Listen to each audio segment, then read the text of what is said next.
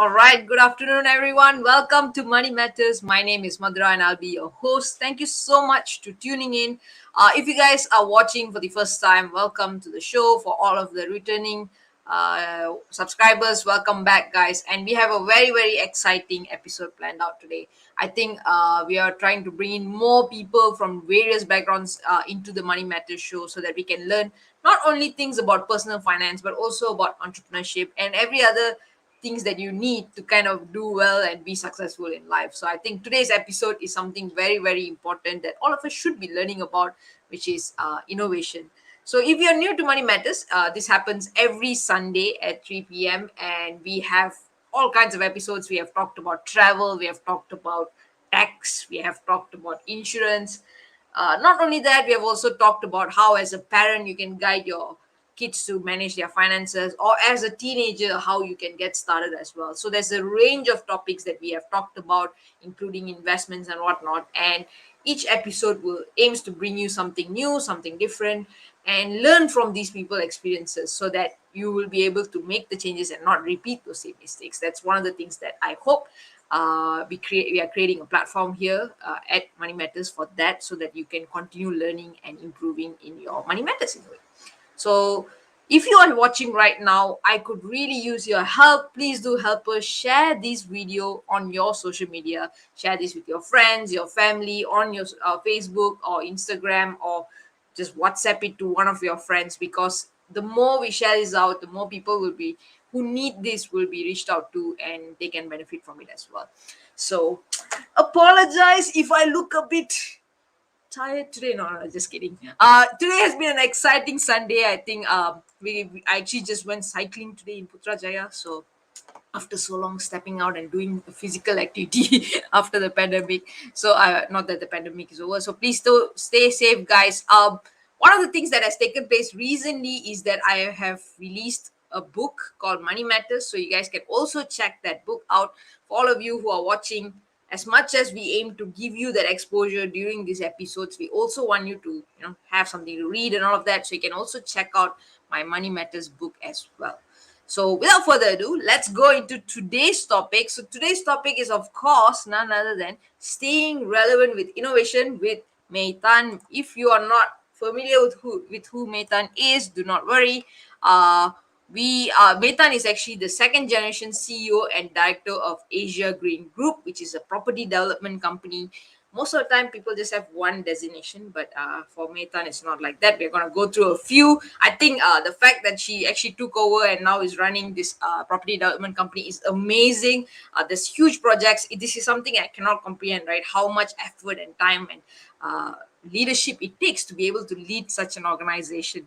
Not only that, she actually runs two other organizations as well. She is the founder and CEO of a previously co-working space, but now more of a learning and mentorship platform called SchoolPoint, where she actually guides and companies and startups on branding, which I think is amazing. At the same time, she also is the founder and CEO of Asia Innovative Agency, where they have something called Innovative Plus, right? So I know the name innovation, the word innovation keeps coming up. I think one thing that I absolutely love about May is the fact that she is able to adapt to change and switch her mindset around and actually adapt to situations, and not only do that but actually influence other people to do it. Many times we may be the kind of people who be like, I need to change, or I need to bring about change in things, but it is very hard to bring about that change and not have like like we find it hard to get other people to be on board with our idea. But I think she is someone who has done this very well, and there's a lot we can learn from her about this. So not only that, she's a TEDx speaker. I think she has won multiple awards. There's been awards such as Top CEO Award, Top 100 Most Influential Young Entrepreneurs Award, Top 30 JCI Creative Young Entrepreneur Award. I think I can keep this list going on and on and on. But I think most of you guys would be more keen to learn about her and understand, learn from her experiences. So without further ado, let's welcome May on screen. Hello.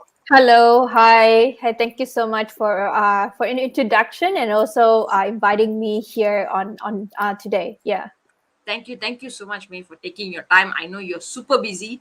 I Running three organizations is not simple. I think I'm running like one and a half organization, and I'm already dying. So it's amazing what you do. Thank you so much for taking your time to be here. I really, really appreciate it.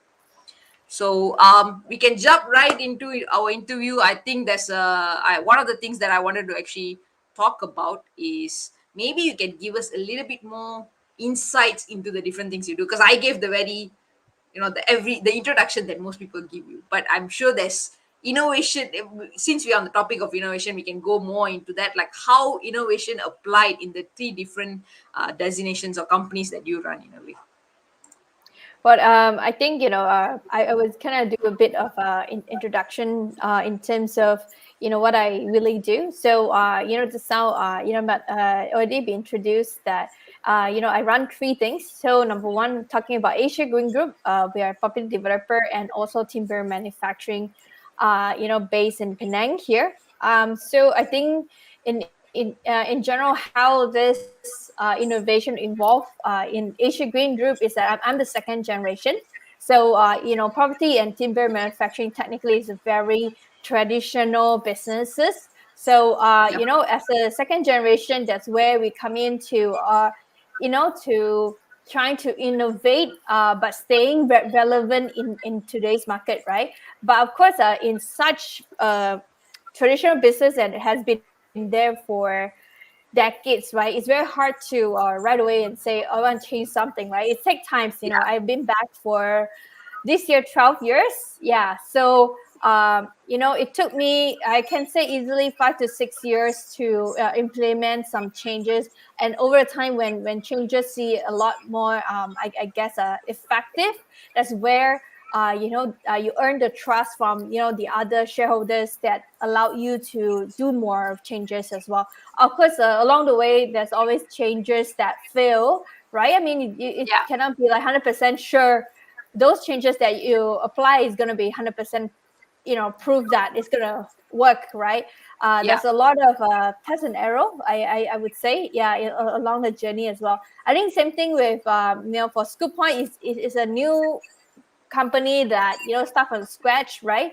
From co-working space, and that's why we innovate and change because of pandemic to today, about our branding consultation and also a branding agency. So I think it also took a lot of guts and a lot of effort to make those changes and have your team, your people to support the change as well. I think later on we will talk more about how did I do that. Yeah. And then lastly, for Innovative Plus, as you can know, the name is Innovative Plus. So I think the whole idea is that it's a platform for all the next generation of family businesses. Like how I experienced from both businesses. One is Asia Green Group, and another one is Scoop Point. So one is a traditional business, one is a new businesses, right? So Yep. from my experience in these two, that's why I feel like a lot of traditional businesses now that leading, up and coming from the next generation of the family business leaders, that's where we can step in and to be part of the whole ecosystem of innovation. I think, it's not about changing the 100% entire thing, but it's how can you stay relevant, and at the same time, where does the new market are going into? That's where we need to innovate. And I think later on we'll share a bit more like why how can we need able to to I guess get other people to innovate with you and inspire innovation throughout your company or even your life, or change the mindset of innovation. Yeah. Okay. I think one thing I'm very curious about is, like, for example, this innovative thing, right? I think it's something that not a lot of people have, not a skill that most people don't really have, especially we like to keep things same or like stable, like, oh, this has worked for me and I'm just going to keep to it, right? So how did you come about that habit of actually, like, let's look at how we can do this better? How did you come up, I mean, like, how did you develop this habit in a way? I think is definitely, I would say, is probably is our brought up, right? I mean, Yeah. my dad is a businessman, so he always taught us this. If one way doesn't work, there's like thousand way to achieve it, So you cannot stop right there. That's we are not allowed to say, oh, things like, oh, no, or cannot, or I don't know, because that technically you haven't tried hard enough when you say all this thing. So technically, from growing up, we have learned that there is no such thing as no way. There are just thousand ways, and you gotta choose which way is the best. And along the way, there'll definitely be more innovative kind of way, to do things. And sometimes certain thing has been passing down, certain thing has been done for maybe ages, but that doesn't mean it's the best way. It's just people haven't looked at other ways to do things. I think as long Yeah. as you set your goals and vision, and there's many different ways to achieve it. There's not just one way. So that's how I've been, I guess, brought up with this kind of mindset and thinking since young. So I always look at problems like, oh, there must be other way to achieve it. To me, nothing is really a problem if you really can, find ways to solve it. Yeah.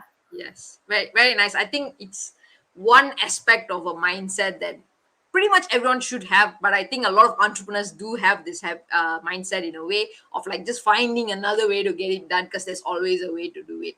Yeah. Which if you have it, even if you're an employee or a student, you go like miles further compared to everybody else. So Mm. since we are talking about that, when you are the second generation CEO in a way for Asia Green Group. So when you took over, like what was the scenario like? Is it a huge, like, are you facing like a huge wall and you have to figure out how to go through it, or how was the feeling like when you had to go through that phase? I think it's definitely difficult. I think when especially my background, right, my education was mainly in the States. So when I came back, and of course in the States it give you the idea of big dreams, and you come home to change the world kind of thing. Yeah. I think instead of thinking about changing the world right away, I think we need to learn from changing internally first. Which I have learned, and I think start from changing ourselves, right? And to how can the change be make sense in different culture. Wherever that we learn, we can learn certain things back, from the States, but not necessarily everything you bring back here is able to apply right away.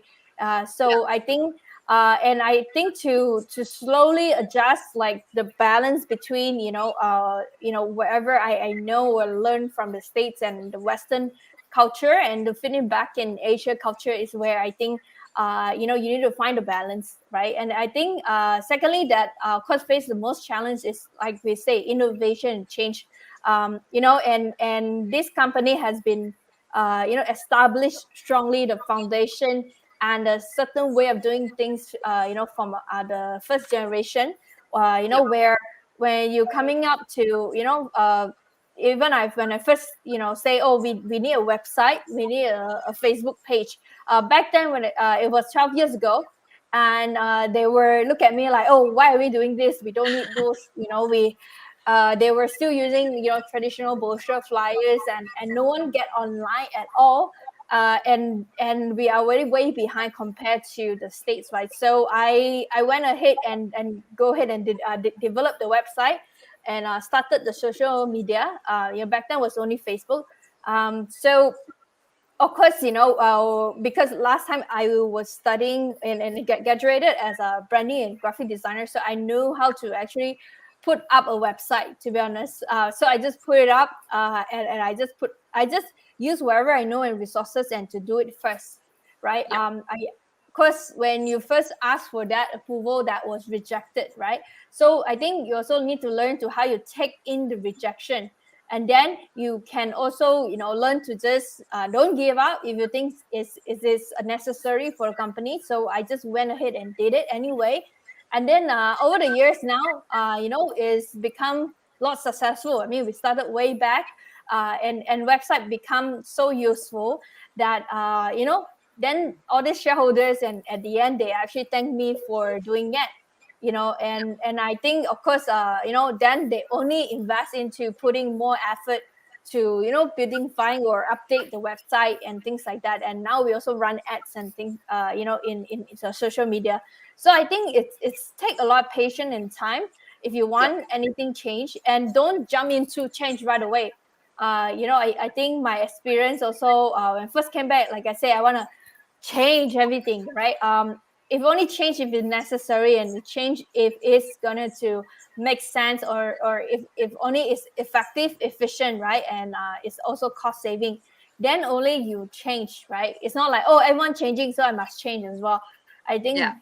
sometimes might not really applying in terms of that. So yeah, so besides, you have to get the, the all the shareholder board directors to buy in the ideas and the innovation and change, but you also need to implement it with your team, with the employees as well, that has been there for, ages, right? And some of them are older, and they've been used to doing certain way, right? So I think that is also another challenge that I was facing to implement change. I mean, when I first introduced Google Drive to them, and they all were like they never use it, right? And then again, how Yes. you enforce it, enhance it, inspire them to use it, encourage them to do so. And now, so before pandemic, we already technically, most of the stuff are online on the crowd, so they are not last minute and transferring everything, and they know how to access to, Google Sheet, Yeah. Google Words, and everything. So making our lockdown wasn't too hard for that kind of transition. Yeah. Yep. I think the lockdown was a very tough period for a lot of people because they had not changed earlier. It was not something that they usually do. So suddenly this drastic change. It's not like subtle change. It was drastic. What overnight Yeah. we had to change the way we do things. I, as an accountant, I was going out to my client's office every week, and suddenly I was just at home and I had to figure out how to still do those accounts even though I wasn't at the offices. So during the pandemic, what was it like with regards to adapting? It could be in terms of Asia Green Group or the other two organizations adapting to the changes during the pandemic. What was the scenario like for you? I think it was that definitely the lockdown was kind of fast, like right Yes. away. So technically, we don't many of us don't have the time to really plan all these changes or things that we have to adapt with. Yep. I think first thing first, is to get on board with all our team members. For both all my businesses as well. So I get them through first to make sure everyone is okay, safe, and then what's the next thing we need to do in terms of new way of doing things, and then what are the platform we need to use to communicate, what are the platform we need to use to coordinate, and what's the platform we use to checking everyone tests as well. So so you kind of establish the basic foundation with everyone on how we move from there. And then right away, I know that this whole lockdown wasn't gonna be fast. I mean, like, it's gonna be a long journey. So right away, I actually already get someone to do a virtual tour of our offices, of our sales gallery, and our showroom right away. Um, and and sometimes, like, sometimes when you move a bit too fast, to be honest, then you pay a bit higher price. Like when virtual office wasn't, I mean, virtual sales gallery or showroom wasn't a thing yet, I already went in and did it, right? And that Yeah. time, let's say the quality or that kind of technology, we pay kind of like a bit slightly higher. And then after that become a norm because everyone started doing it, and then we got approached by another person, and showing us all the nice features and everything at a lot cheaper price. And Yeah. I was like, I was moving a bit too fast. But again, I guess sometimes it's good and bad, in this case, right? So but of course, in this case, is everyone going to adopt eventually. Then sometimes you have to kind of see that trend, and you learn to wait up a bit and not rushing into it. So I was a bit too, my lesson learned is that, don't rush over too fast, quickly. Yeah. Strategize a bit and talk to different parties and people before I jump into it too quickly. And but of course, as for School Point, we were co-working space, so it's a physical office all the Yep. time. And then this pandemic, we decided, after we discussed and talked to shareholders and as well as our team, and we decided that, and again, I foresee it's not going to be something 1 month, 2 month kind of thing. Is going to be for a longer period of time. So hence we decided to sell the space and moving into something else that we still stay back to our vision. It's really about inspire and empower, creative entrepreneurs as well. So hence we actually, the whole ideas of vision, we still stay put in there, but again, now it's a different way of achieving that vision. Is to, not a physical space, but moving things online, moving things, to become more flexible, and also, doing branding consultant, and as well as, branding for people. We are still empower and inspiring our, entrepreneur and creatives as well. So we're not moving away from our vision, keep the vision, but apply in a different way or methods, or you can still achieving it. So I think that was pandemic. Of course, Innovative Plus was used to be have a lot of workshop and event based. Yeah. Everything has to move online, so we right away I jump into every week we have a workshop online, everything online, jump right away. So we have online, we have, clubhouse, session, talk. We still keep that alive as well. So we have, members from different parts of Asia to join us. So, and since we are still not allowed to travel out of Malaysia, so hence, clubhouse and online still quite useful, at this point in time. Yeah. Yep. I love that, because many times we talk about, oh, it's great to innovate and all of that, but I love when you shared the experience of when you do it too fast or you don't plan it well enough, it can backfire as well. So earlier you were sharing a little bit about, like, in terms of innovating, what are the things you look at? How do you make that decision, right? So is it possible for you to share with us, like, how do you actually make the decision, like what is the innovative thing I should be doing now, and actually start taking action on it? Like, how do you go about it? I think the number one first, look at your, and of course, in innovation come with many different department or forms, right? And sometimes you cannot handle right away every things you're gonna change right away. Yeah. That's gonna be crazy, right? Yeah. So I think definitely, like I mentioned, you have to look at three things, right? Number one is it cost saving?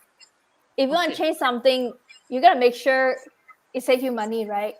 If you're gonna keep hurting you and you keep on spending a lot more money, then what does this change or innovations meant?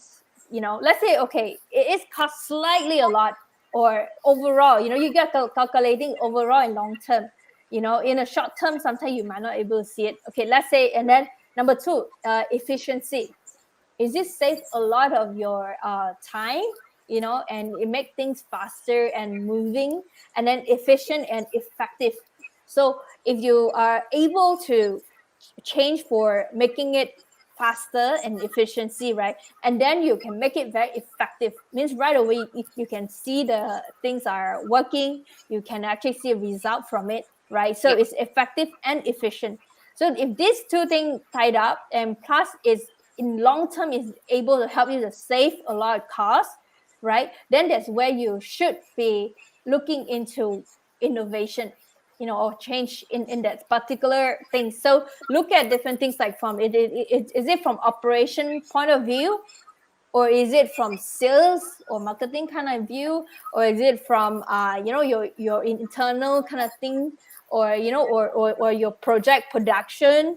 Again, is really look at what sort of things you are looking at.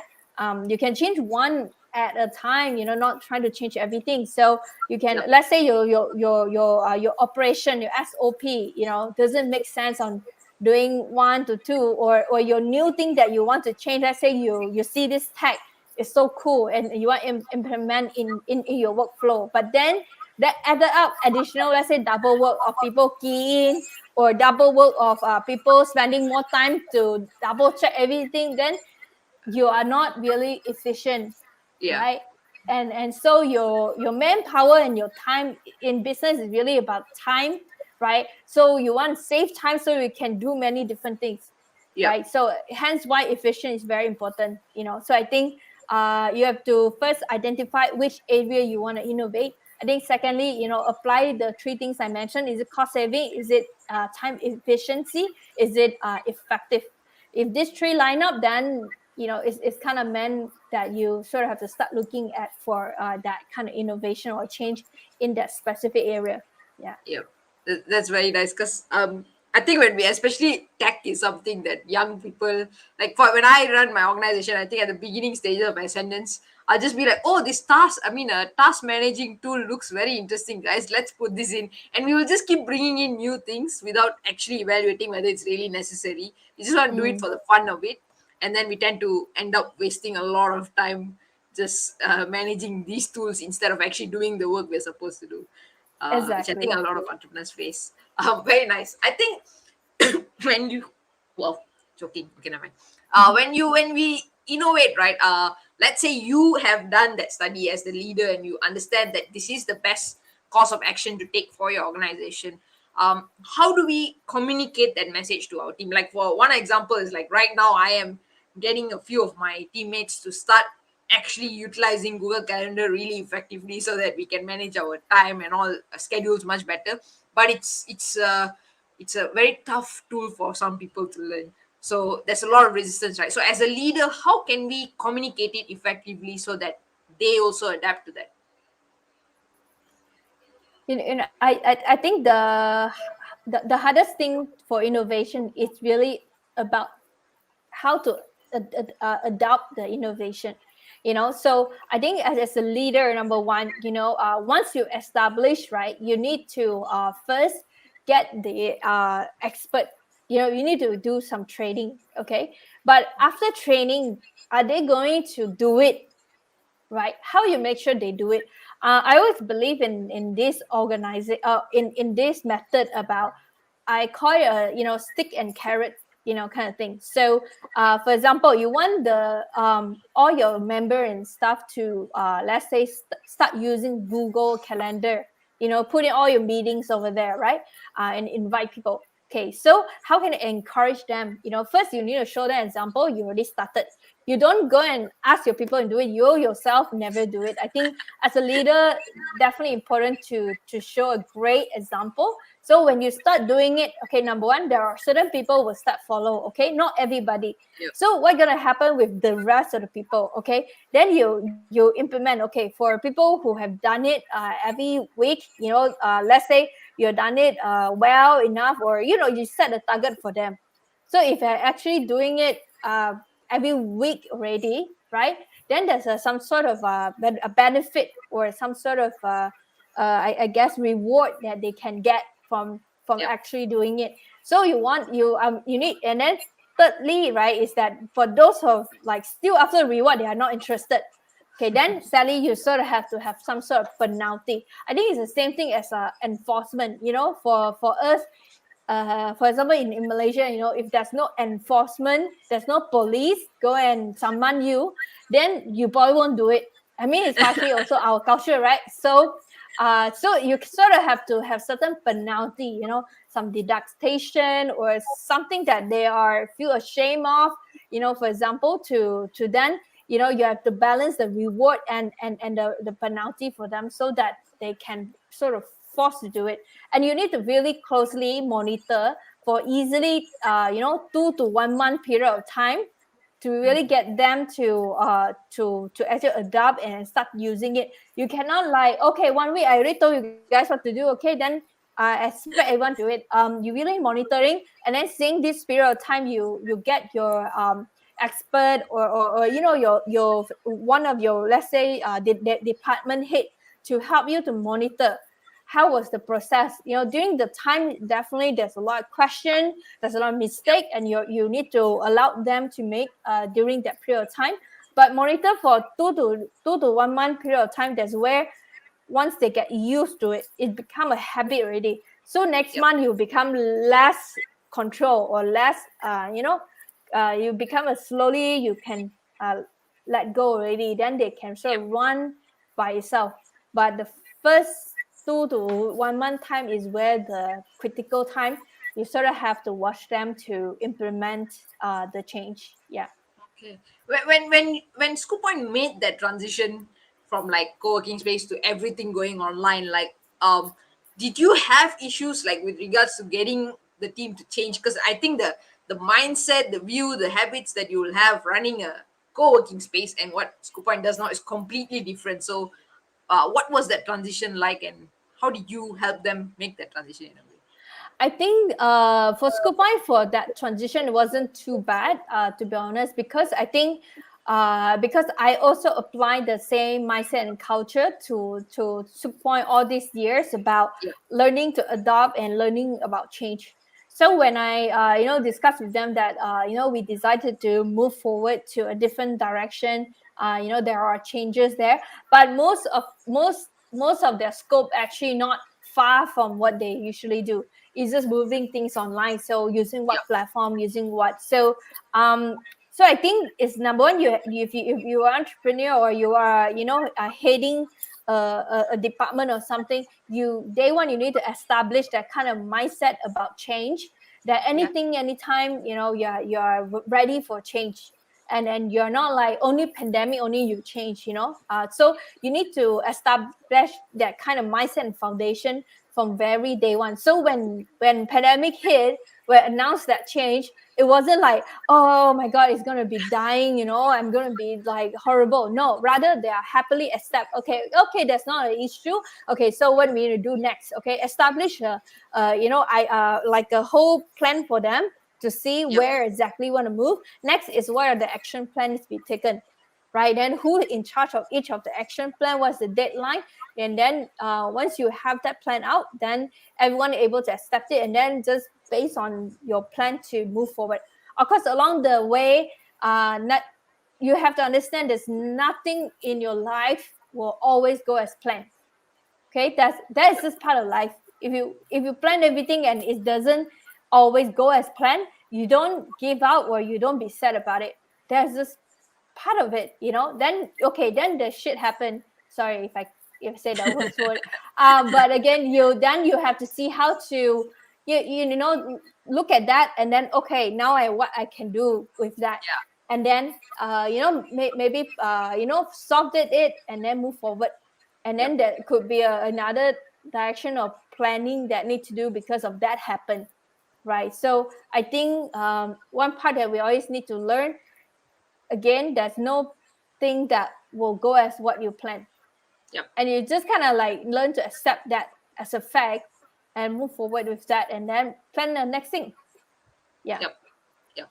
I like that because it also brings us to being relevant, right? Because if you do this adapting, you will continue to stay relevant in a way.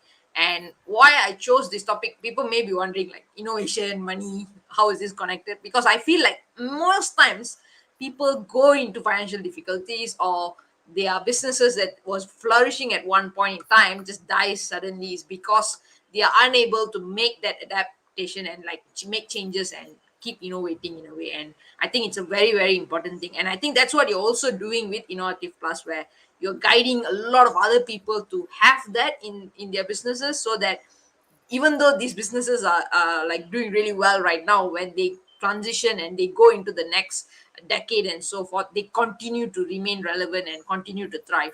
So how are you helping entrepreneurs to kind of like develop that mindset of innovating, and how can we also apply some of these things so that we also develop a habit pattern of innovating in our careers?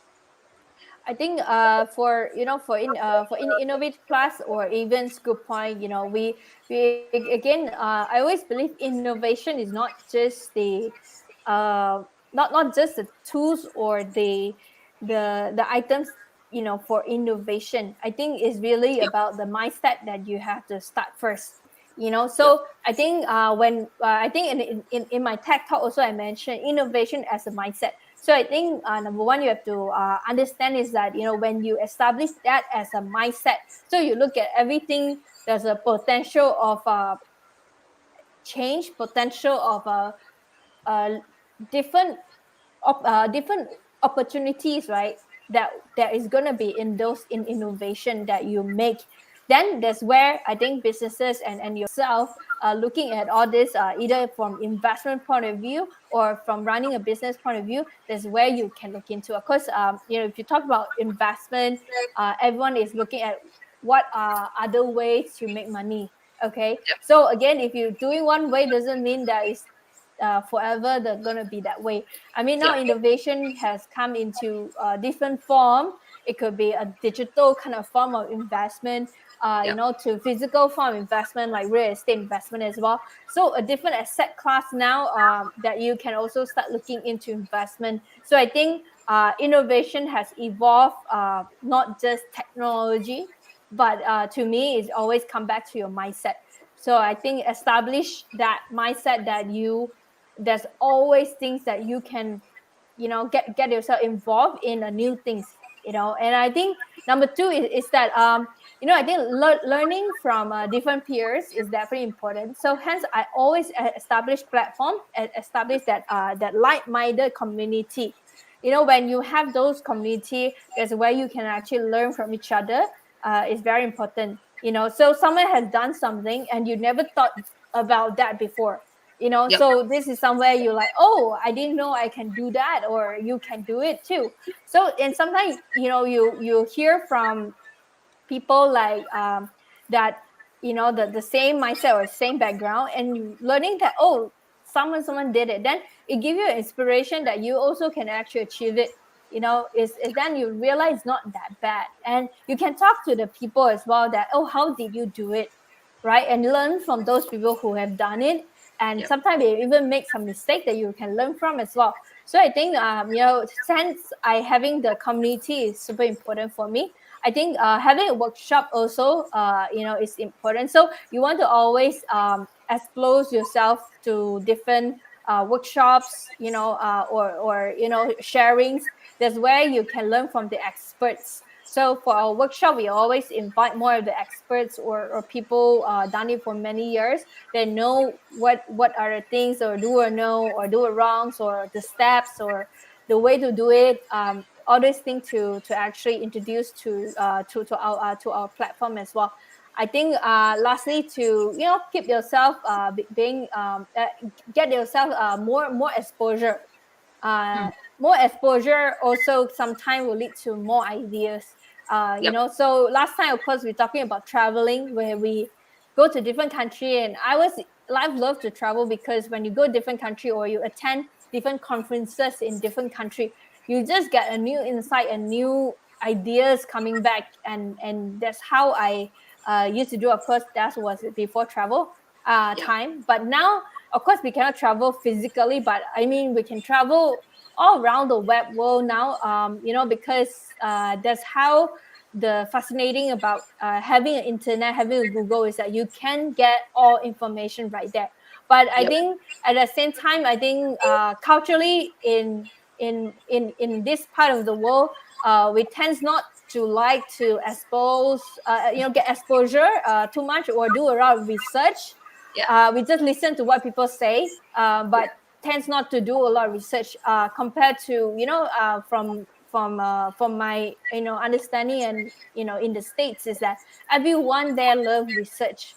They'll do Google, they'll research, they'll even cite citation of where this research come from, Yeah. and then read a lot of books. I Yeah. think we need to encourage more of our younger generation to really read a lot of books, do more research, and also, instead of just being spoon fed most of the time. But yeah, you if you want to learn something, you want to keep having new ideas, you gotta get out there and do something about it. Sometimes information, yes, can fit to you, but you don't know if that information ever gonna be right or making sense. Yeah. Yep. Very nicely said. I think I wanted to ask you whether you have any advice in a way for us, but I think you have actually summed it up very nicely Yeah. in this last question on what are the things we can start doing. So if I think you School Point, and does amazing stuff. You guys have a lot of nice courses that people can attend as well. So how can those who are viewing this, who are interested to expand their knowledge in that area, how can they get in touch, and how can they also start learning new skills and exposing them to new ideas in a way. Well, of course, on our website we have published some of the sharings, some of the courses there. You are feel free to sign up over there at schoolpoint.com. But we now mainly also do all the branding consultation. So if you have businesses that need help in terms of your business or your branding, particularly, or even get yourself want to innovate or moving things online, for example, start to sell things or advertising, or planning how to post things on your social media, or establish a website, things like that, that a bit of online. And because of the pandemic, things are moving, then you need a lot of online exposure as well. So that's where you can reach out to us from scooppoint.com, or you can follow us on, we are on all social media, so from Facebook, Instagram, LinkedIn, that also have Scoop Points. So you feel free to reach out. Yeah. Thank you so much, May. I think guys do check out their website as well as their social media. I do follow all of them, so you'll actually learn a lot. I think like School Points, Instagram is like my learning platform. Every now and then I learn a lot of things just checking out their posts as well. So May, thank you so much for taking your Sunday evening, afternoon off to talk with us. I think I learned a lot from your sharing. Yeah, thank you so much for having me. It's been great pleasure on sharing whatever I know. I definitely not perfect, but it's just part of my story and astrology journey that hopefully can help anyone that are watching. Yes, it definitely did. Thank you so much once again, and we'll see you hopefully in one of our future episodes as well. So, bye, May. Bye. All right, guys, and that was episode 37 of Money Matters. I don't know about you guys. I learned a lot. I think I'm someone who loves to keep changing stuff. Like, I get bored very easily, and I tend to do that.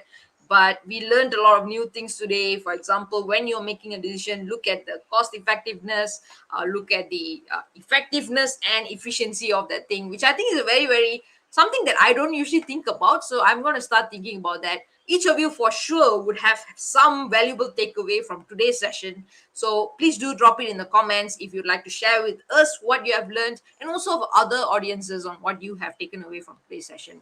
Money Matters happens every Sunday, right? So each of these links is being sent in our official Telegram group, where you get updates on all of our episodes, and we're going to bring in some new elements there as well. So if you would like to stay updated with regards to what's happening in Money Matters, do join us in our Telegram group. The link will be sent in the chat as well. I think comments.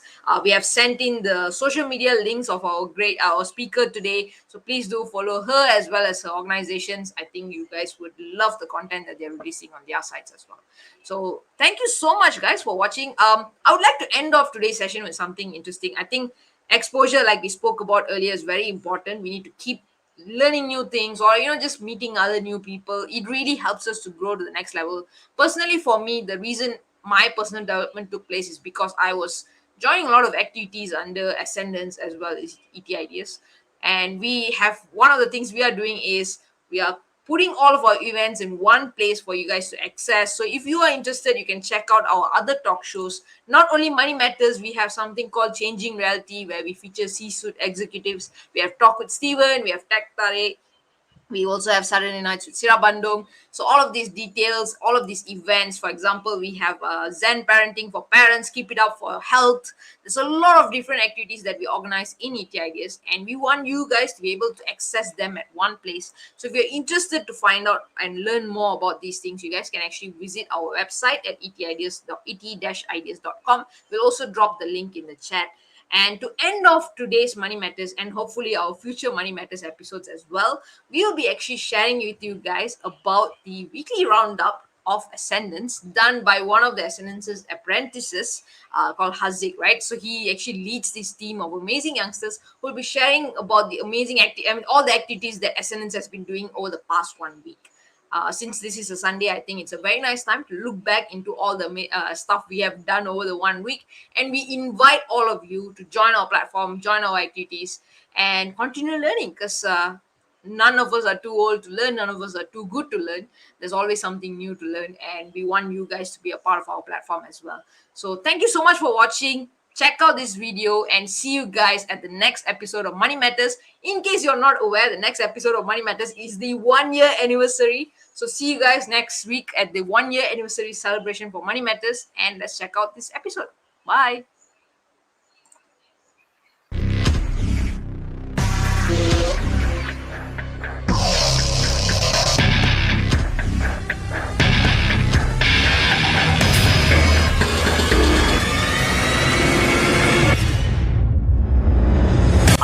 Welcoming to the virtual stage, everyone, Dato Nicole David.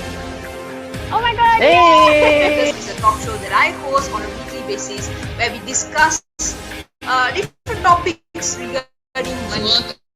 Welcome to ET's talk show.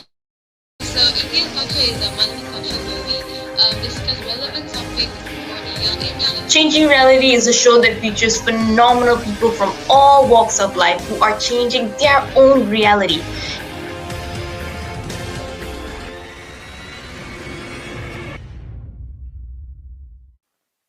Hello everyone, Haziq here, 16 years old student from Sarawak, one of the Ascendance apprentices as well as the Ascendance ambassador. So, welcome back to another episode of Ascendance Weekly Roundup. So, how are you guys feeling today? I hope everyone is feeling great because I am. If not, please take care of yourself and stay safe, buddy. So, for those who are new here today, Ascendance Weekly Roundup is a weekly show where we report everything that happened in Ascendance and we share what we learned from the event.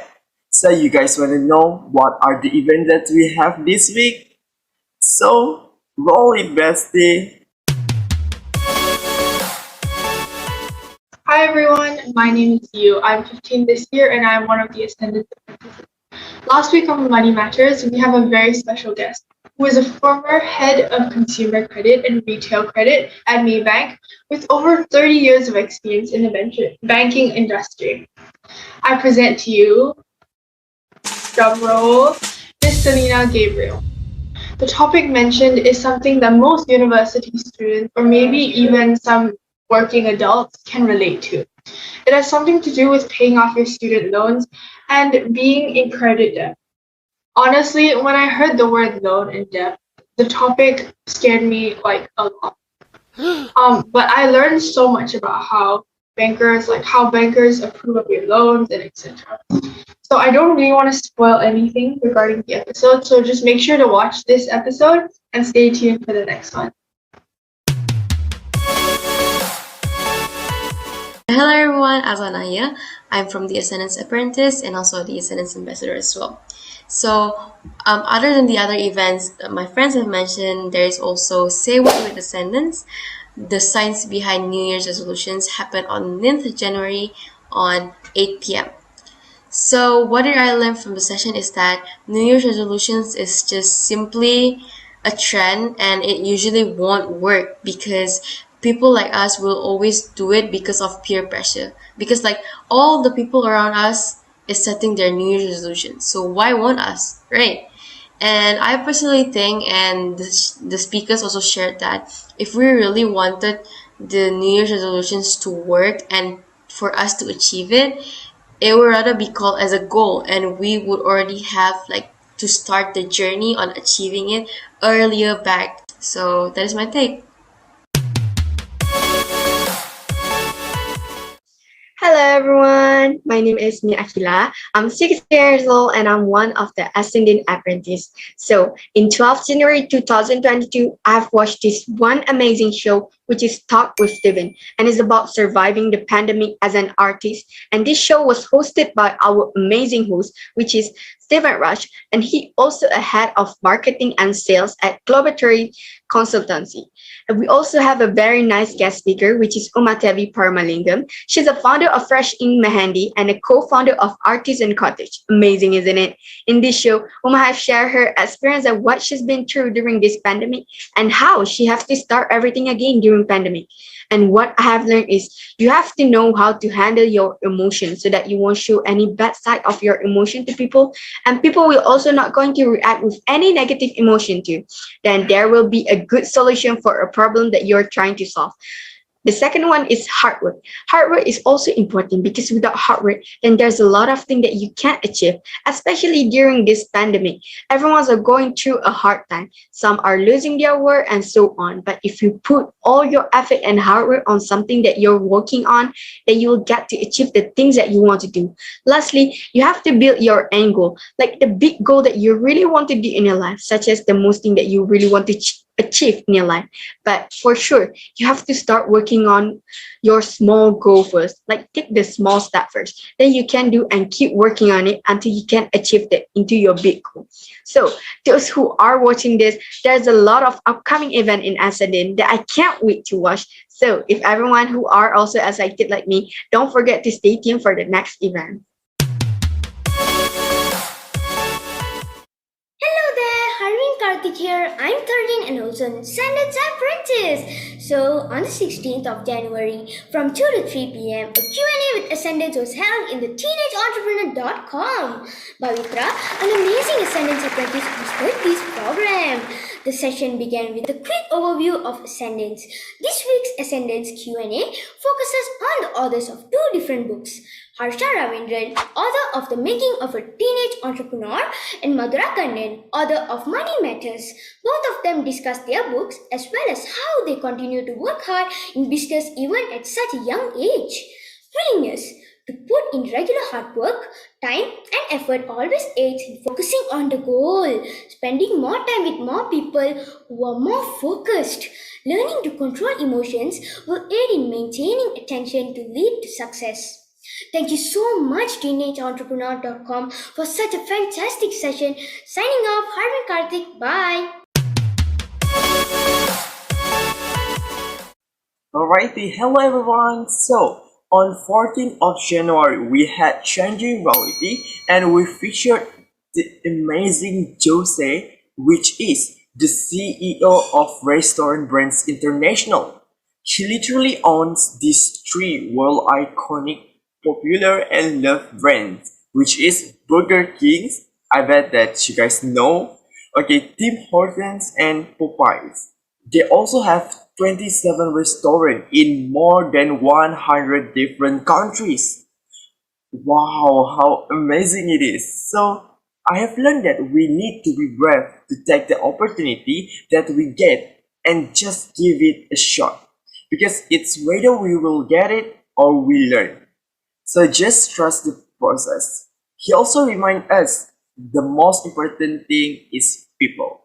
Have a good people in our life, taking a good care of them, having clarity of purpose for them, communicating well, engage, and making sure that they feel that they are the part of the team that we created. Hello everyone, my name is Anshakira. I'm a 16-year-old Ascendance apprentice and guess what? I just finished watching Saturday Night with Syrup Bandung episode 13 this week and the title was Alarm Clock, which basically everyone needs to know about it. The word of the day is biscuit because ex-Dr. Syrup and Dr. Bandung said when you dip the biscuit into the water, that is the crucial thing ever, so you need to master the art of time. They also told about some of the time theories.